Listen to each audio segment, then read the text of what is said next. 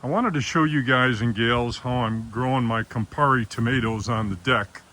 Now I built a frame out of old hardwood flooring because my good friends at Lumber Liquidators would not take back some defective boards, so that's another story. But I could have easily built these out of 2x4s. And after I built it, which it's 8 foot high, I took and made small blocks of wood, drilled holes, and glued dowels in, and then screwed those in, and that's where I attached my string. And what I did after that was I made sure that I put loops about every 1 foot. And by doing so, if I have tomato plants that have more than one branch coming up, which works out good for me, I get a little more production, I can now tie an extension. I've got these extension strings. I'll show you how to make these. So I create these extension strings, and the first thing you have to do is cut them to a 27-inch length. And once you've got that, what we're gonna do is we're gonna make, I don't know, a loop about that big. If it's a little bigger, it's a little easier to tie the knot. And just make that loop and then twist it around and push that loop through the hole and give it a little tug. You want about at least 1.5 inch loop there. And give it a nice pull, and that's it. That's going to give you a good knot. It's going to prevent your string from unraveling. And now we just have to do the other end. Same thing, give yourself a big loop. And twist it around.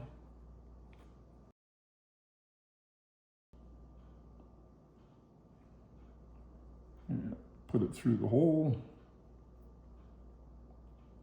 Give it a tug, about that long, and a good tug. And there you go. And now, you know, you're able to support more than one branch of a tomato plant. You know, I let mine get away from me a little bit, and I ended up with 2 or 3 on some of the plants. And I didn't want to have individual strings coming down from my trellis. So on my main trellis string, I put a loop about every foot. And then I can take one of these and put it through one of those loops. And once you put it through the loop, just take this loop and go through, and that's going to hold it to the loop on the main trellis string. And that'll give you, you know, possibly the length you need. Now, if for some reason you needed something a little shorter, you could take your tomato clip and, you know, let's get this off my finger here. Let's make a loop and push it right through. And we're going to connect that loop to the clip and give it a pull. Make sure the knot goes through. That's important. Once the knot's through, give it a pull. Now, if I pull that way, it just starts spinning. If I pull the other way, it doesn't move at all. So find out which way it, you know, it holds the best, and then wrap it around, and you can give yourself a custom length off your main trellis string, and then go ahead and connect it to the tomato plant, and you've got a custom length there, and you could always loosen that or tighten it as you see fit. So that's how I make my extension strings, and let's move on. I throw my extension strings on, and then I use my clips, and that works out better than having to have a whole new home run all the way back to the main beam. So you can see where I drilled a hole through and then ran the string through that, and that worked out good for me. When I went to attach these with just 2 screws, most decks have a flat side. It's usually on the inside. Yours might be different, but it's only got 2 screws holding it in, and that's all it needs. It's plenty strong enough.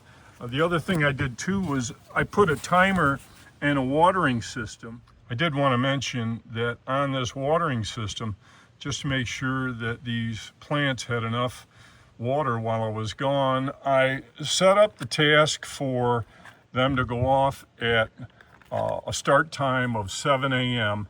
And as far as length, I have it go for 5 minutes. And then how often, I set that for 12 hours. And that way, you know, they're going off at 7 a.m. and 7 p.m. And that worked out good. I came back on a little 2-day trip to the Adirondack Mountains, and my plants were happy. So that's the times that I use. Your mileage may vary depending on your weather. So, and I did like this this timer that I've got, and I'll have links to all of this. This is I think it's an Orbit. I think it's an Orbit, but I'll have links to the timer, the watering system, the string I use, the clips, and you'll have all of that in the detail information section of the video, and also have it in the comment section. And I only use that if I'm away for a couple of days on a small road trip. Usually I just like to use my own common sense when I'm watering. And what I do like to use is this sprayer here. It's made by Melnor. I forgot which brick and mortar hardware store, probably Home Depot I got this at. And this works really good for me. It doesn't blast the water. I will say this though, a little tip. I make sure that when I water, I open this up. Let me go ahead and throw my valve for it. I got 2 different valves, one for the timer, which is usually off. And I like to run my water for at least a minute or 2. You know, I put my hand on the end, and this time of year, in July, this water can get piping hot sitting in a black rubber hose along the side of my house and under my deck. So once it's cool water to the touch, then and only then do I water my plants. Now, when I first started, let's go ahead and turn this water off, but when I first started watering, I only needed to water once, and I would water with the hose on full bore, which isn't that violent in any way. I would do it for 5 seconds. Well, you know, that was Memorial Day. Well, now it's July, and I need a lot more water. So at about 7 a.m., I water for 6 seconds each bucket, and then at about 3 p.m., I water for another 6 seconds, and that keeps these guys happy. So what I also did was, on my tomato cages, to keep this sturdy, you can see where I wire tied each one to the deck. And I knew I was going to need more than that. That's why I built the trellis. But that really keeps these sturdy. And then another thing I did too was my friendly neighborhood squirrels decided to poke around and start digging in, and to keep them at bay, or small birds, I put a little bit of this deer netting around, and that really worked right away.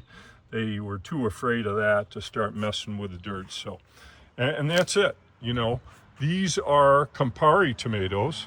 Now, I harvested these seeds last year from some Campari tomatoes my wife had that were a little soft, and they worked just fine. I know everybody says, oh, you can't do that, you know, they're a hybrid, you're going to end up with the grandparents. Well, what's wrong with grandparents? You know, I wish my grandkids acted like me a little bit. So, and they're doing just fine. And I will not try to harvest the seeds from these. I will harvest, you know, new seeds from Campari from the store. You know, it only cost me $3 for a package of 6 or 8 Camparis, and we're good to go. So I wanted to show you, you know, what's going on with this system. The only other thing that I feel I should talk about is the dirt. Now, I only had 1 pot with the Miracle Grow, and then the rest of the pots I filled with soil that I got from BJ's Wholesale. Now, all of these soils said that they have fertilizer in them good enough for the whole season. Well, I don't believe that. And what I did was I waited 3 weeks before adding any fertilizer, and I used the Miracle Grow especially for tomato plants, and I put that in every 10 days. And that's it. And then the rest, Mother Nature takes care of. Now, I did have a heavy pruning Right now it's just almost the middle of July, and I did have to have a heavy pruning because it was getting so overgrown that, you know, they weren't getting enough sun. So I did have a heavy pruning, but that was it. So that's how I'm growing my Camparis on the deck, and I thought you guys and gals would like those tips.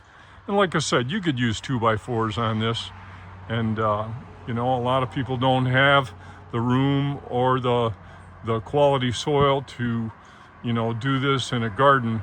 One other thing I did want to show you too, when I put in the watering system, I didn't want these watering sprayers to accidentally pop out, so I drilled holes in the side of the buckets, and that keeps them in really nicely. So, you know, the watering system I bought, well, you know, it could have a little bit more pressure, so I think 8 would be better than 9. So that's it. I hope you enjoyed this video. If you did, please give it a thumbs up and subscribe to the Poppin' of Brownie channel. And that'll do it for this video.